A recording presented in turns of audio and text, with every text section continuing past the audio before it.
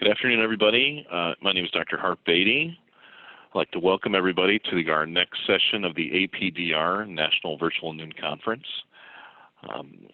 Again, I am the chair of the Education Committee for the APDR and the Neuroradiology Fellowship Director here at Boston Medical Center, and I'd like to welcome you to our next session. We have two amazing educators. You've heard them once before in our series, and we're so lucky to have them again today. Just a couple housekeeping items. Again, the webinar is being recorded and it is being hosted on the APDR YouTube channel. In addition to the questions and comments that are being asked, as attendees, your microphones will be muted just for optimal quality. And if you do have questions for our presenters, we ask that you use the Q&A tool on the Zoom platform, and our attendees will try to get those questions answered either during the talks or more likely through email afterwards. So without further ado, I'd like to introduce our two lecturers for today. First, we have Dr. Carolynn DeBenedectis from the University of Massachusetts, Associate Professor and Residency Program Director, who will be speaking on breast MR artifacts, followed by Dr. Karen Johnson from Duke University, also the Residency Program Director there and Associate Professor, who will be speaking about Bi-Rads of Breast MR.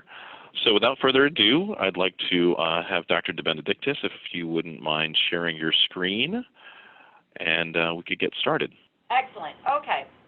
So my topic today is breast MR artifacts, and this was a talk that I only started giving when the new board exam started, because it seemed to be very heavy on breast MR artifacts, and it wasn't something that we focused a ton on before. So the goal of this talk is mainly to be able to recognize these artifacts, know what they are, and know what to tell a tech if they ask you, how do I correct this, okay?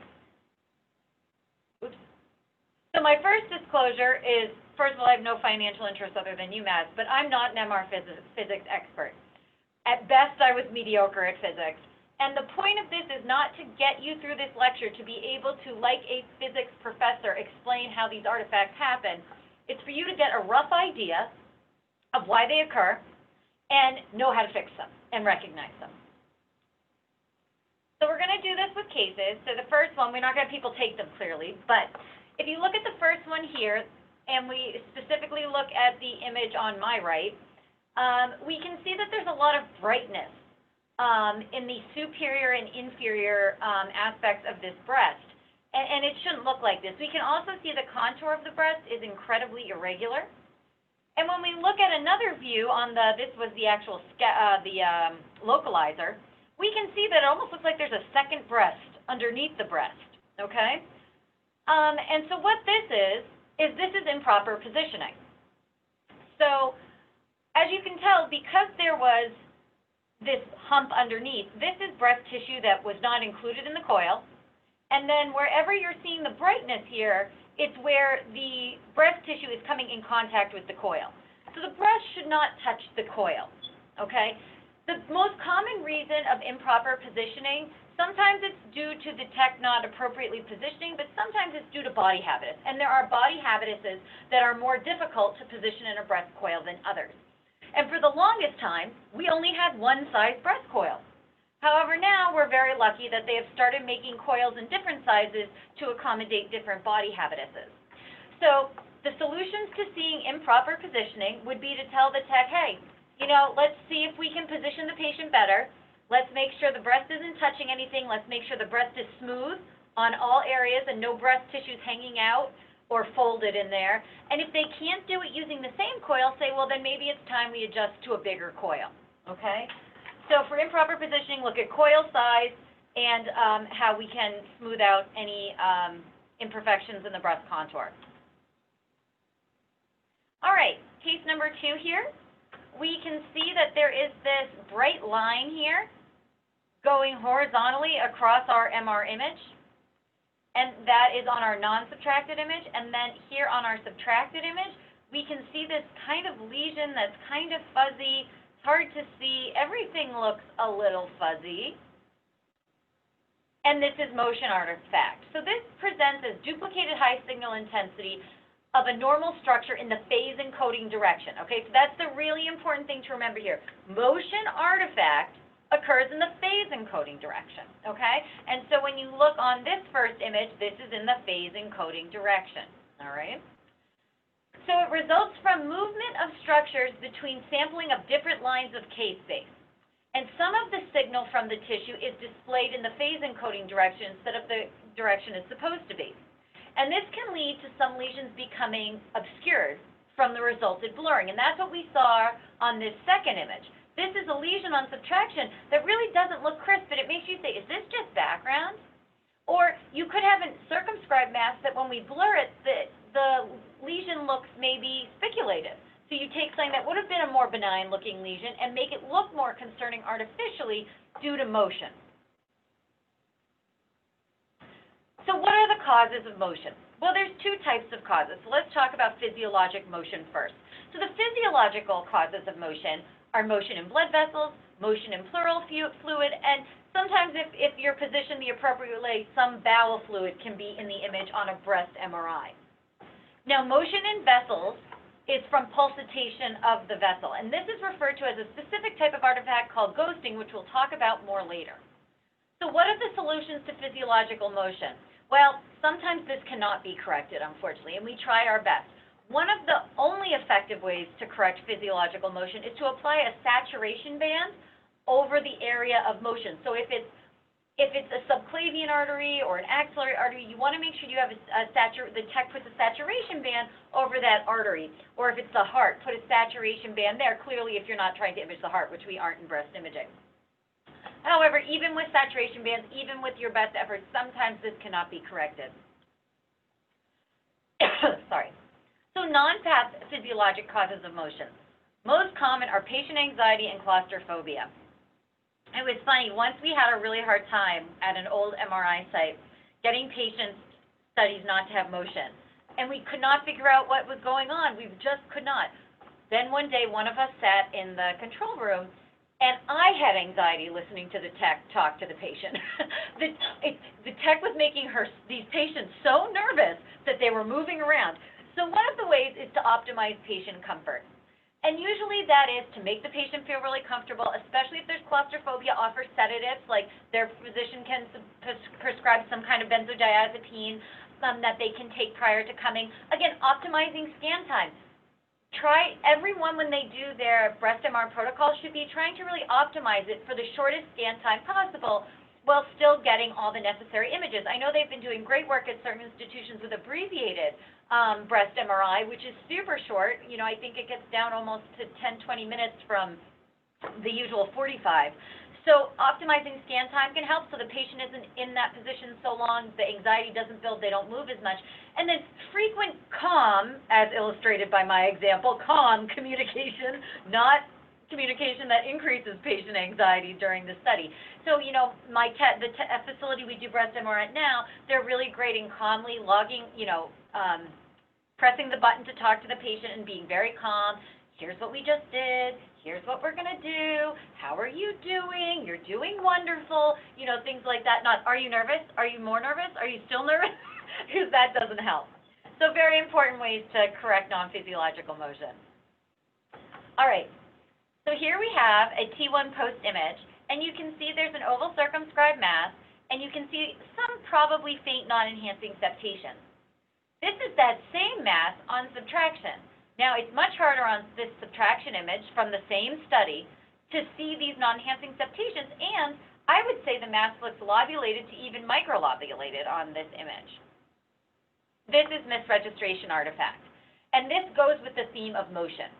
So this artifact is specific to subtraction imaging only. So motion artifact and ghosting artifact can be seen on all different sequences, but misregistration is only seen on subtraction imaging.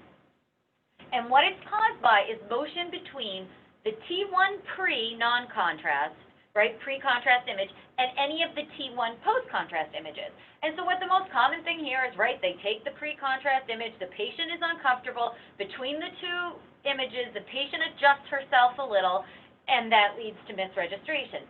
Now, what is the problem with this? Well, it can blur the borders like we talked about. So you can take something benign, like a fibroadenoma, which was probably what that was, and make it look much more suspicious, which can lead to all sorts of additional workups that weren't needed. But in an even worse case scenario, if the motion misregistration artifact from motion is even more severe, the mass can even disappear. Now, if a fibroadenoma disappears, it's really not that big a deal. But imagine if there's a cancer, and the patient moves, and it's a teeny cancer, and because of misregistration, we don't see it. That's a big problem. So misregistration is a big issue. And the way we correct this is we want to ensure the patient does not move between the T1 pre and any of the T1 post imaging. Okay, so this is case number 4.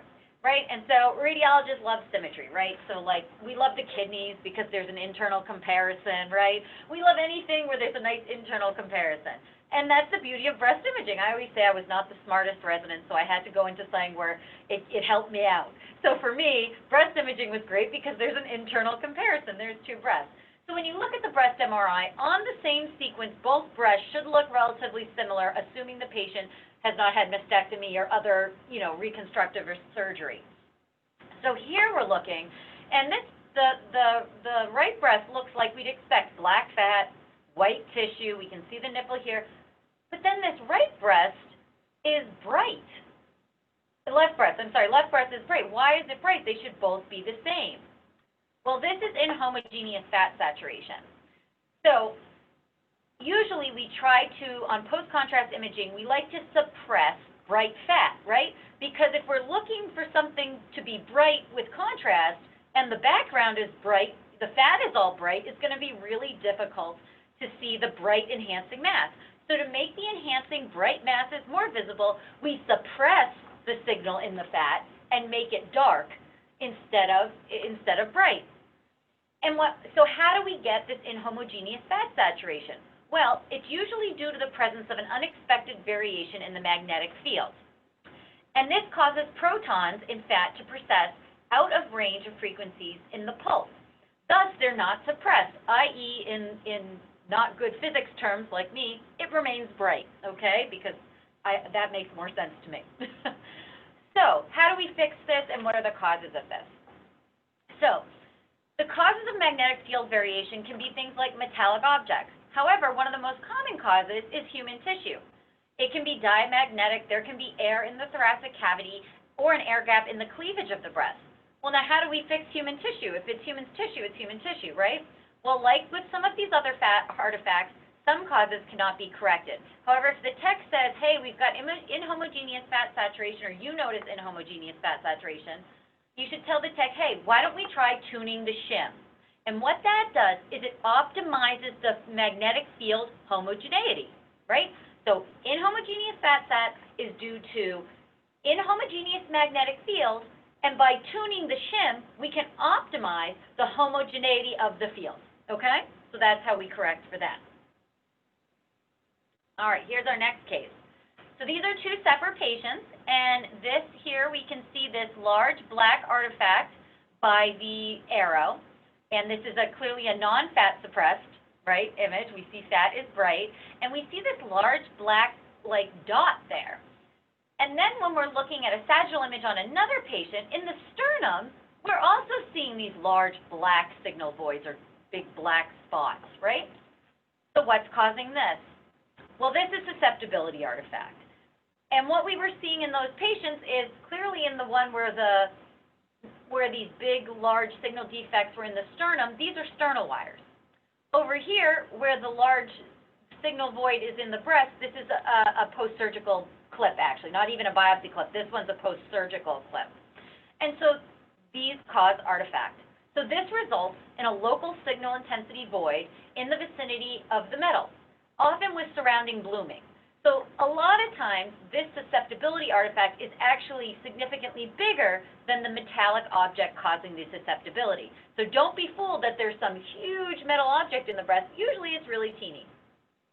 And again, this results from severe, this time, inhomogeneity in the magnetic field, which is caused by this metallic object. So this is like a really, really severe form of magnetic field inhomogeneity. So the size of the susceptibility artifact depends on the size and composition of the metallic object. So some Some metallic objects that are made up of metals that cause minimal susceptibility artifact are better to use in the body because they'll cause less artifact when we eventually image. So metals that cause the most susceptibility artifact are those that are ferromagnetic: iron, nickel, cobalt. Types of metallic objects that we can find in patients: sternal wires, snaps on clothing, jewelry, certain types of joint prostheses or implants in the body. However, some non-ferromagnetic metals, such as titanium, can cause this artifact too. Now, titanium causes one of the smallest artifacts, so it makes sense that almost all of our breast biopsy clips are made of titanium. And the reason is they're a necessary thing to put into the breast, but we want to make sure if the patient has an MR later, we don't get this huge artifact that could obscure a potential lesion. So by using a very small clip made of a non-ferromagnetic metal, titanium, we can safely put these clips in with minimal compromise to breast MRI. All right, so here's our next case. So initially you get this image on the right, and it's very blurry, and it just doesn't look, and I know it's hard if you don't read a lot of breast MR, but when you read a lot of breast MR or any type of study, you can immediately look at studies and say something is not right with this study. So you look at this, you're like, where's the breast tissue? Where are the vessels? I don't see the detail in the chest wall muscles very well like I usually do. What's going on? So you call up your tech, and the tech goes, oh my gosh, I know what happened. Hold on, I'll get you new images. So the tech comes back after her, quote, correction, which we'll talk about in a bit, and now you can see everything so much clearer. You can see blood vessels, you can see some lymph nodes, you can see the chest wall muscle and bone, much more detailed, some background enhancements and tissue. So what happened? Well, what happened is an incorrect coil was used. So in this case, a body coil was used on the initial image on the right, and a breast coil was used on the second image. Body part coils are important for image resolution. So using the wrong body part coil, I know it's confusing because body coil and body part coil, but using the wrong type of coil affects image resolution. So you always want to make sure to get the image with the best resolution that you use the coil specific to that body part. Using the wrong type of coil will result in low image quality and low image resolution like we saw on our first image. So it's very important to always check if you have a low resolution image to just make sure the correct coil was used. Okay, our next case. So here we can see up the arrows this round artifact that keeps kind of repeating, in this case it's vertically, but this is a sagittal reconstruction, okay? And this looks similar to something we've seen before, right? It looks very similar to motion artifact. But this is that ghosting artifact that we talked about. It appears as a duplicated high signal intensity image of a normal structure in the phase encoding direction. Okay, and remember this time, we were not axial, we were sagittal, that's why our phase encoding direction looks different.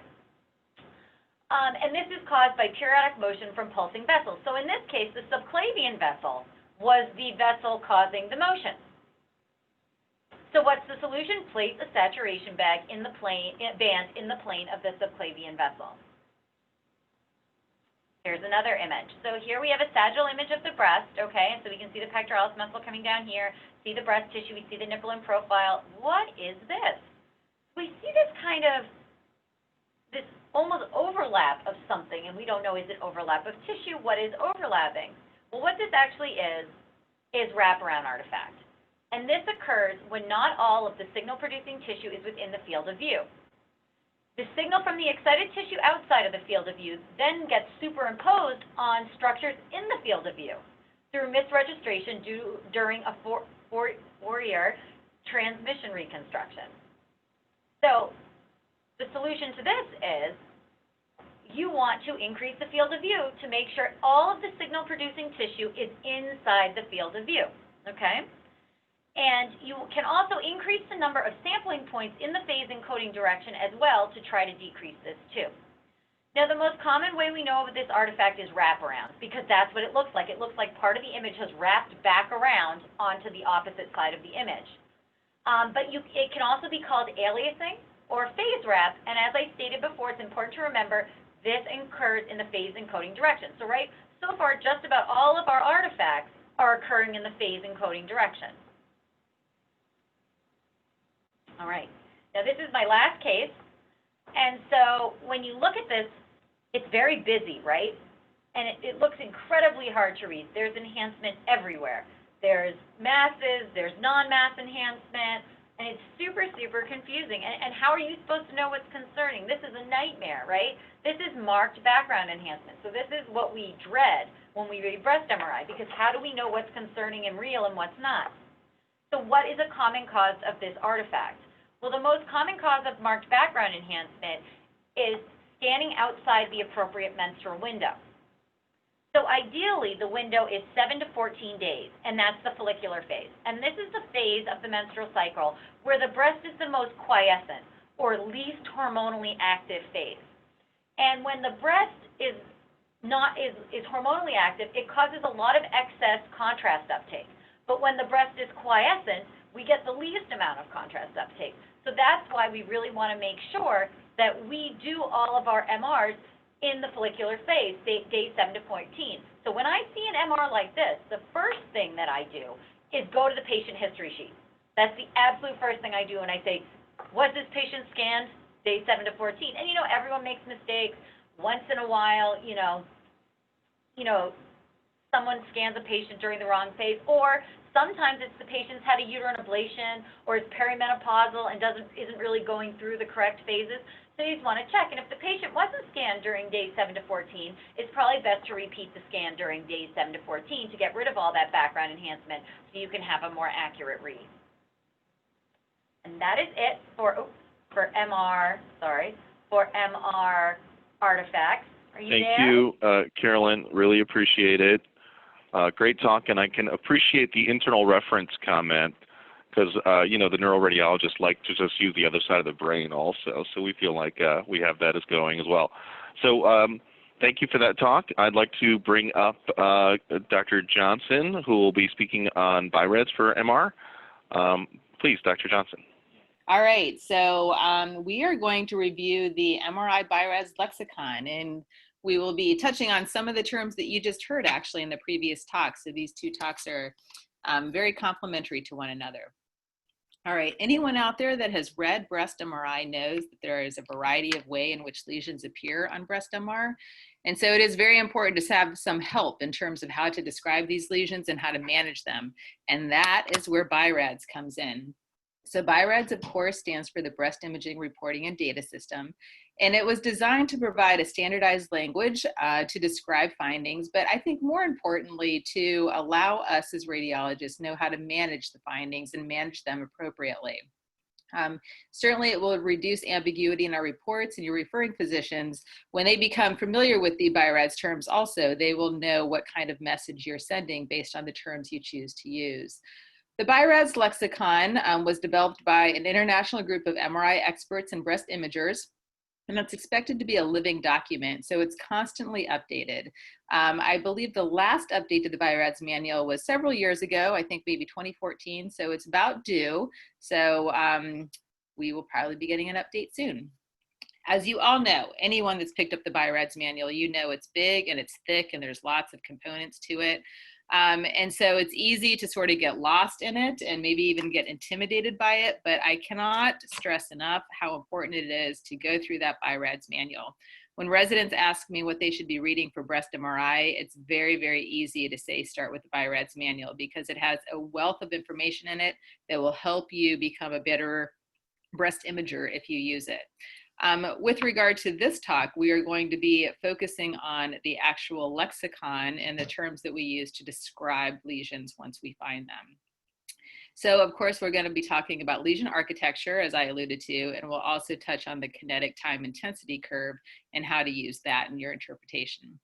Again, I can't stress enough that it's important to become familiar with BI-RADS terms and use them correctly, understand their positive and negative predictive value, and it will help you to come up with an appropriate management algorithm and lead your patients in the correct direction. That being said, there again are lots of descriptors, and especially when it comes to breast MRI. So without further ado, we will get into it. All right, so breast MRI, the lesion architecture portion of breast MRI BI-RADS has a lot of different categories to it. We're going to start off down here in the bottom right talking about breast parenchymal enhancement, often abbreviated as BPE. Breast parenchymal enhancement is often the first line of your MRI report. It also follows what you have deemed the fibroglandular tissue to look like. And then you talk about the normal enhancement of the fibroglandular tissue. And that is what BPE refers to, the normal background parenchymal enhancement of the patient's breast tissue. Typically, we make this assessment on the first pass post-contrast images, typically the subtracted images. And you have 4 choices. You can describe it as none or minimal, mild, moderate, or marked. And it's a bit of a gestalt. There is no sort of percentage or strict definitions as to how to characterize these. But here are some examples. In the top left, you'll see a woman who has no background parenchymal enhancement, essentially. And so we call that none or minimal. And then it slowly increases, right, to mild, to moderate, and then eventually to marked background enhancement. Marked background enhancement feels as if it lowers your sensitivity for the detection of breast cancer, because of course it's very hard to detect a small little enhancing breast cancer amongst marked background parenchymal enhancement. So this is the first line of every breast MRI report describing the BPE. Certainly when it's symmetric, that is a very reassuring feature. Sometimes it can be asymmetric. When it's asymmetric, as in this case here, it can be due to pathology, which is the process here going on. That asymmetric enhancement on the right is actually invasive lobular carcinoma. But also, you should be aware that this can happen normally in women who've had radiation treatment. Any breast that has been radiated will have less background parenchymal enhancement than the contralateral unaffected breast, and that is a normal sequela of radiation treatment. It's also important to recognize the background parenchymal enhancement does not always equate, as you think it might, to fibroglandular density. This is the same woman on mammography and breast MRI. You can see on mammography she is extremely dense, and you can see on this first pass post-contrast image that she has a large amount of fibroglandular tissue relative to the amount of fat in her breast. But then when you look at the first pass subtracted image, that parenchyma does not enhance. So while she's extremely dense on mammography, she has very minimal background parenchymal enhancement. So the two are not always the same, even though sometimes it sort of intuitively feels like it would be. Okay, that's background parenchymal enhancement. We're going to now move over to the left-hand column of your screen, and we're going to talk about lesion descriptors. So once you have seen something that you think is separate and different from the background parenchymal enhancement, you have a lesion. And you have the choice to describe that lesion as a focus, a mass, or non-mass enhancement according to the BI-RADS criteria. So let's talk about focus or foci. A focus is essentially a dot. It's a small area of enhancement that is essentially too small to characterize. There's no strict size criteria with what defines a focus from a mass. It really is just a dot of enhancement, like these 2 dots of enhancement. It's important to recognize that the shape and margin of a focus cannot be clearly seen. And if that's the case, then you have a focus. If you do have something where you can accurately or somewhat accurately assess the shape or margin, you're talking about a mass. So when you just have a dot and you can't really tell the shape or margin, that should be called a focus. It's unique from the background parenchymal enhancement. It's usually less than 5 millimeters, but doesn't have to be. And it is considered to not be a space-occupying lesion, and you should see no correlate for this on the pre-contrast T1 weighted images. Foci can be benign or malignant. Benign features would be one that has correspondingly high signal on your fluid-sensitive sequences. Certainly, if you can perceive a fatty hilum within it, you're probably looking at a benign intramammary lymph node. Persistent kinetics can help reassure you that it's a benign finding, and certainly if it's stable compared to prior studies. Suspicious features of a focus would be everything that's exactly opposite to that. Something that is not bright on your T2 images, you can't perceive a fatty hilum clearly. If it's washing out, and certainly if it's new or increased from the prior study, that would increase your suspicion. And you should feel readily, you should biopsy foci if they meet these suspicious criteria. Again, if a focus has an irregular shape or a margin, you're no longer in the realm of a focus. You're now in the realm of a mass. A focus, again, is something that is too small to characterize. And again, these are the difference criteria that can help you favor whether it's something that is suspicious or not. But again, you should recognize that foci do have malignant potential. Just because they're small does not mean that they're not cancer. So you have to take them seriously and look at them with prudence. All right, we're going to move on to masses. A mass, of course, is defined as a space-occupying lesion, one that has convex outward margins, and there is no size criteria for what differentiates a mass from a focus. A mass, again, can be small, but as long as you can sort of describe the margins and the shape, then you're probably dealing with a mass. So when you find a mass on MRI, you can describe the shape, the margin, and the enhancement characteristics. And if you do so, and you use Bi-RADS terms, it will lead you down a path to determine how to manage the mass. So let's start off by talking about the shape. If you have a mass on MRI, the terms that we use to describe the shape are similar to those that we use in mammography: round, oval, and irregular. Pretty straightforward. A round mass is a ball, just a sphere. Within the world of breast MRI, it doesn't really help much in terms of suspicion. It is simply a descriptor. You can have a round invasive ductal carcinoma, and you can also have round fibroadenomas, like in these two examples. Oval, also simply a descriptor, tends to be egg-shaped, elliptical. Here we have a very ugly looking oval breast cancer, but of course you can have oval benign things as well, like fibroadenomas. And then irregular is everything else. So if it's not round and if it's not oval, then you describe it as irregular. And irregular conveys a higher level of suspicion. And irregular collectively defines both the shape and the margins.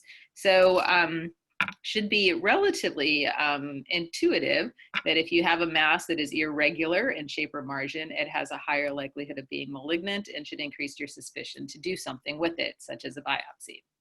All right, so those are the shapes. Let's talk about mass margin. Again, you can keep it simple and just describe it as circumscribed or not circumscribed, or you can get a little bit more descriptive, and if it's not circumscribed, describe it as either irregular or spiculated. Mass margin is exceedingly important. I said this during my ultrasound Bi-RADS lecture to all of you, and I'll say it again in this one. If there is one feature that you are going to really hone in on with a mass, whether it's on mammography, ultrasound, or MRI, it should be the margin assessment. Margin assessment has the highest positive and negative predictive value of any feature when talking about masses in the breast. A mass that is smoothly marginated and circumscribed is very unlikely on MRI to be a breast cancer. But again, you have to be very diligent in your assessment of those margins. There are some studies that have shown that 100% of smoothly marginated masses on MRI are benign.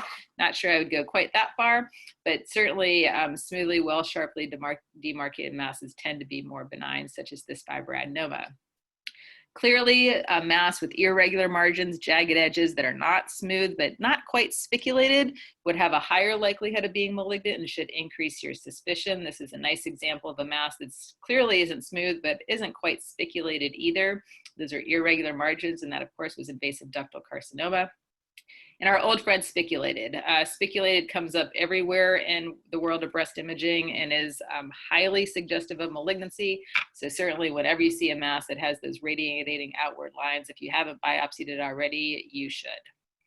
All right, so that is mass margin. Let's talk about mass enhancement. This refers to the internal enhancement characteristics of a mass: homogeneous, heterogeneous, rim enhancement, and dark internal septations.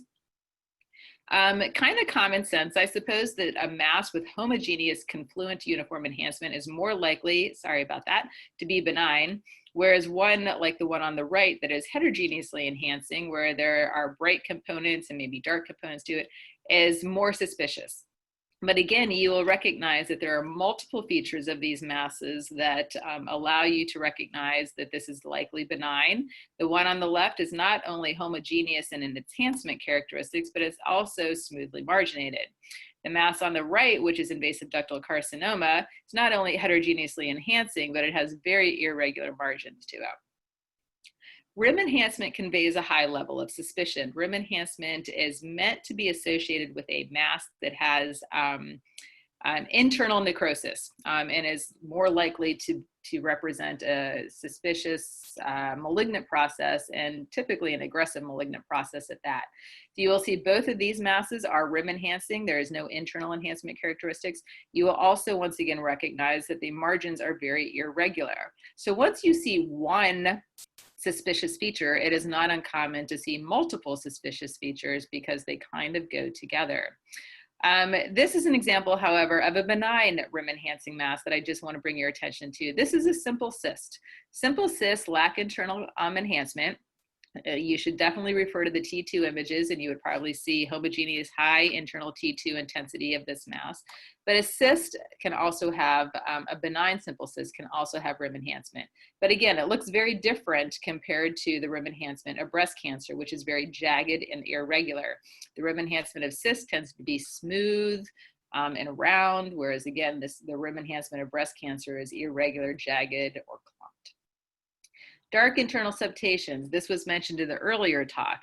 If you see a mass and you can see dark internal septations or non-enhancing septations, this is suggestive of, not pathognomonic for, but suggestive of a fibroadenoma. So this should increase your level of comfort that you're dealing with something benign. You cannot just blow this off and call this a fibroadenoma unless it's been biopsied.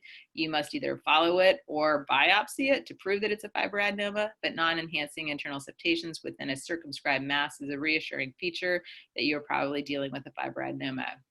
All right, so those are the words that we use within the Bi-RADS lexicon to describe enhancing masses. Let's move on to the concept of non-mass enhancement. Non-mass enhancement is unique to breast MRI. I put it on the same neuron as asymmetries in mammography, because non-mass enhancement is not a mass and it's not a focus, but again, it's an area of enhancement that is different from the background parenchymal tissue. Again, sort of similar in my mind to how an asymmetry or a focal asymmetry often looks on mammography. You have to be sure that the non-mass enhancement is not a blood vessel. You certainly don't want to be biopsying a blood vessel. And you sometimes can see non-enhancing normal breast parenchyma interspersed within the area of non-mass enhancement. Again, the key here is that it's discrete. It somehow looks different from the normal breast parenchyma. Maybe it has a higher intensity of enhancement. Maybe it's in a bit of a different location than all the other breast parenchyma. Maybe it's new. These are the patterns of the distributions of non-mass enhancement. These are similar to the words that we use when we describe calcifications on a mammogram. And there's reasons behind that. Calcifications on a mammogram, of course, when they are malignant, tend more likely to be in situ disease as opposed to invasive disease. And that is also true for non-mass enhancement. If non-mass enhancement is malignant, it is much more likely to be in situ as opposed to invasive. So the words are similar. We have focal areas of non-mass enhancement, just as we have grouped calcifications.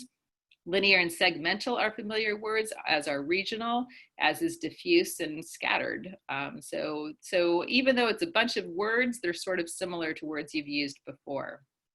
So here's the focal area of non-mass enhancement. It's small and it occupies less than a quadrant of a breast. And you can see in this image that it's posterior, right? It's separate from all the other breast tissue, and it is definitely asymmetric as well. So that catches your eye and you do a biopsy of that, and that actually was breast cancer. Linear non-mass enhancement should always catch your eye. You should always make sure, however, again, that it's not a blood vessel. Sometimes you do that best by looking at the sagittal images. But if you see new linear enhancement, and again, especially if it's asymmetric, you should be worried for DCIS and recommend an MRI guided biopsy. The same is true for segmental. Anything that denotes ductal distribution is suspicious typically for breast cancer. So here's a woman with very asymmetric segmental enhancement pointing towards the nipple. Highly suspicious for DCIS, and again, warrants an MRI guided biopsy. Regional enhancement is something that is sometimes described as geographic. I like that term. I think it kind of makes sense in my brain. I can picture what geographic enhancement might look like. And this is called regional non-mass enhancement. It lacks convex outward borders, and it can span at least a quadrant. Typically, regional enhancement is indicative of a benign proliferative process such as fibrocystic change. I'm showing you here an area of regional non-mass enhancement that is in fact malignant, but again, there are other features that also go along with a highly suspicious process, right? There's nipple inversion, there is corresponding skin thickening. So this was invasive lobular carcinoma with an inflammatory component, but typically regional enhancement is a benign or reassuring feature. Multiple regions of non-mass enhancement is also more likely to be benign and more likely to be a proliferative process. And again, especially if you see it bilaterally.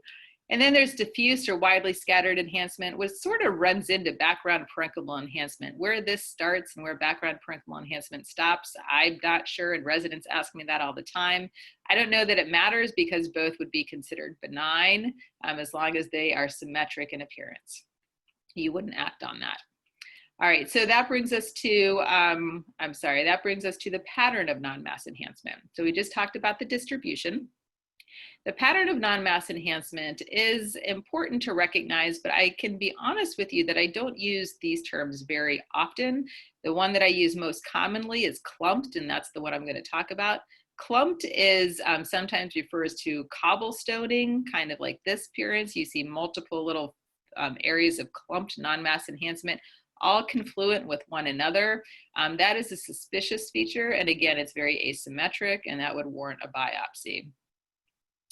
All right, moving on to symmetry. I've alluded to this multiple times, that symmetry, especially when you're dealing with non-mass enhancement, is very important to assess and helps determine your level of suspicion. Certainly, if you have non-mass enhancement that is bilateral and symmetric, again, it bumps up again background parenchymal enhancement, it would be non-worrisome. We tend not to mention benign findings on our breast MRI reports. We tend to only mention actionable findings on our breast MRI report.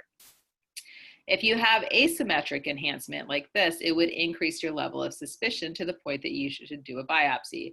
This was very asymmetric, and we biopsied it, and it was in fact benign, but it was the right thing to do to biopsy it because it was definitely very asymmetric. And that will certainly influence your management algorithm. All right, so if you know how to describe a focus, a mass, and non-mass enhancement and compare it to prior studies, you will be well on your way to managing your patients appropriately. If you want to get really fancy, which hopefully you do, you will also start learning about associated features and non-enhancing findings and all these other things that Bi-RADS also includes. So let's talk about associated features. These can be standalone criteria, but often they are found with other findings, or they're used in conjunction with other things that you see to more commonly increase your level of suspicion. So here's the list of associated findings, and we will go through these. Here's a case of nipple retraction and invasion. So what you have here is an enhancing mass right behind the nipple, and it goes right up into the nipple, and it even is causing some nipple retraction. That is extremely important that you mention that in your report, that the mass involves the nipple, and there's no clear separation between the mass and the nipple. That would influence surgical management. This woman probably would not be a candidate for nipple-sparing mastectomy. Here is an illustration of skin thickening, also important to mention. Can be benign, can be malignant, depends on the situation. In this case, this skin thickening is due to post-radiation changes, which is a normal expected finding of radiation treatment. You can see skin retraction when you have big cancers or even sometimes small cancers that are close to the skin.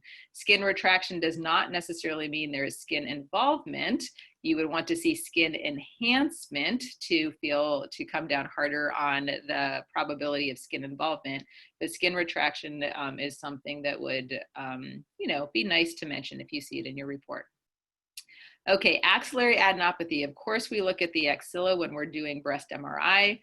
This woman has a primary breast cancer and a very ugly looking axillary lymph node. So how do you know when axillary lymph nodes are suspicious? Well, symmetry certainly will play into it, and the shape and the thickness of the cortex. If the lymph node is losing its nice reniform shape and it's becoming more rounded, that is an increased level of suspicion. And certainly when the fatty hilum starts to shrink and this cortex becomes thick, that is a suspicious feature as well, especially obviously if it's an ipsilateral lymph node to a known cancer. Here's an example of a known cancer and an ugly axillary lymph node without a fatty hilum. And here's another case. Unfortunately, this woman also had, contralateral axillary lymph node involvement. So don't forget to look at the contralateral lymph nodes. It's unusual to have contralateral axillary metastatic disease, but it's not impossible, unfortunately. This woman, I want to bring your attention to what internal mammary lymph nodes look like. They are important to recognize and they are important to put in your report. Sometimes they're a little bit more easily recognized on the sagittal view because it kind of looks like she has a couple too many ribs, and it kind of catches your eye to say, oh, there's something going on there. What are those? And then maybe you look back at the axillary images and you realize those are internal mammary nodes. Typically, if internal mammary nodes are seen, especially again, if they are in the setting of an ipsilateral cancer, they are pathologic. Typically, internal mammary nodes are not well visualized on breast MRI.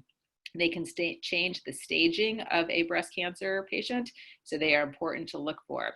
On the bottom here is a T2 weighted image, and that is the sequence that I use to look for internal mammary nodes because they pop out pretty nicely on those T2 fluid sensitive sequences.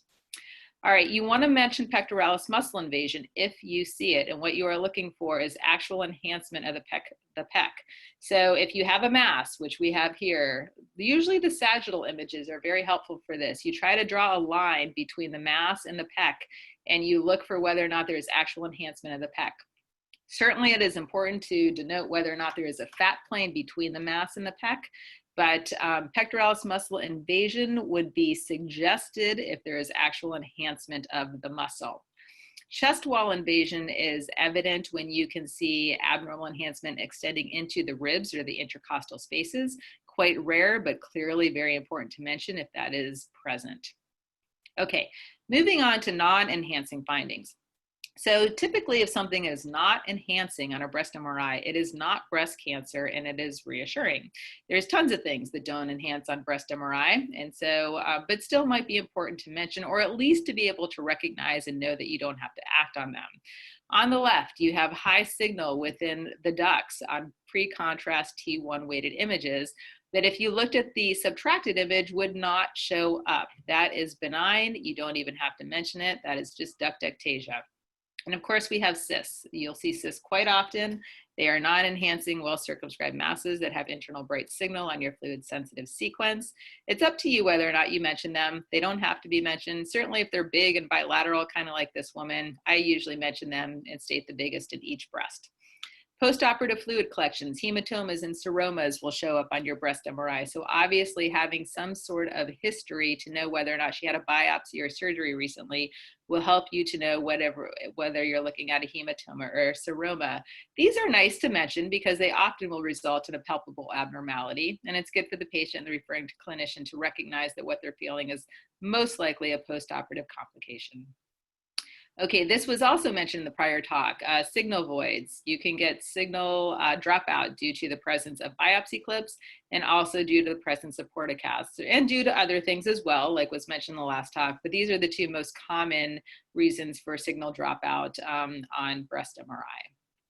Okay, fat-containing lesions. As I'm sure many of you know, if a mass has fat in it, by definition, in the breast, if a mass in the breast has fat, that's how I should say that. If a mass in the breast has fat in it, by definition, it is considered benign. Lymph nodes are typically, intramammary lymph nodes are quite common. Fat necrosis is also quite common and can enhance on a breast MRI, so it's nice to have a pre-contrast T1 image without fat saturation so that you can refer back to it to see if your enhancing mass has fat in it. Hamartomas and sometimes post-op seromas and hematomas will have fat within it as well. All right. Now we're going to talk a little bit about your report and how you should structure your report. Once you have something that you feel you need to describe and act on, clearly, I know some of these things seem so obvious, but sometimes they're so obvious that we forget them, so they're worth mentioning. Make sure you describe which breast you see it in. Try to put a clock face on it. At the very least, a quadrant would be nice. And certainly the depth is helpful as well. One thing that we do consistently here at Duke, and I think this is pretty common in many places, is to put the series and image numbers of whatever it is that you see and are describing in your report. Many of you know that breast MRIs often contain upwards of 2,000 images, and if you describe a 3 millimeter mass in the right lower outer breast, it can be really difficult sometimes to know exactly what you're talking about. So including a series and image number will help if you're the one doing a second look ultrasound or an MRI guided biopsy. Okay, a few words about the kinetic curve. If you see a mass, you want to also take a look at the delayed enhancement kinetics and describe it as either persistent, plateau, or washout. A mass that has persistent kinetics is one that gets continually bright over the different phases, right? Most places probably do at least 3 post-contrast series at 1-minute intervals. And if it's getting brighter and brighter from the first pass to the second to third pass, that is a persistent pattern of enhancement and is more often seen with benign lesions. I'm going to skip down to washout, and then we'll come back to plateau. Washout is a pattern of enhancement that gets less bright as time goes on. So your first pass sequence is where this mass would be at its brightest. This is a worrisome feature. Breast cancers will often have washout patterns of enhancement because they're very vascular. They have a lot of capillary permeability, and so they take up that contrast quickly, but they don't hang on to it. A plateau pattern of enhancement is moderate suspicion, and it is a type of enhancement pattern that gets bright on the first pass, but holds its intensity on the second and third and following passes. So persistent is more of a reassuring feature. Washout is worrisome. Plateau is somewhere in the middle, but usually thought of as a suspicious feature. This is just a graph showing you that not everything that has a persistent pattern of enhancement is benign, and not everything that has a washout pattern of enhancement is malignant. So there's definitely, lots of papers will say that the kinetic curve is not a standalone criteria, but should be used to aid in your differential diagnosis. So lesion morphology is much more important than the kinetic curve, but the kinetic curve can have extra information to help lead you down the correct management pathway. Okay, remember at the end of every report, you're always going to put a Bi-RADS assessment. We tend not to put a category 0 on our Bi-RADS findings. If you want additional imaging, such as a second look ultrasound, that usually means that it is something suspicious enough that would warrant an MRI biopsy if you did not see it on your second look ultrasound. So typically we characterize that sort of lesion as a Bi-RADS 4, saying we recommend a second look ultrasound, but if not seen by ultrasound, then we would do an MRI guided biopsy. Okay, so we are back to our original slide showing all the different ways that things can manifest on breast MRI. Now you have the tools to describe them and hopefully manage them appropriately. And I thank you for your attention. Thank you so much, Dr. Johnson, for a great talk. Really appreciate your time. I want to thank all the participants as well. And we'll see you again this Thursday, where we'll be discussing cardiovascular imaging. Thanks again, and be well.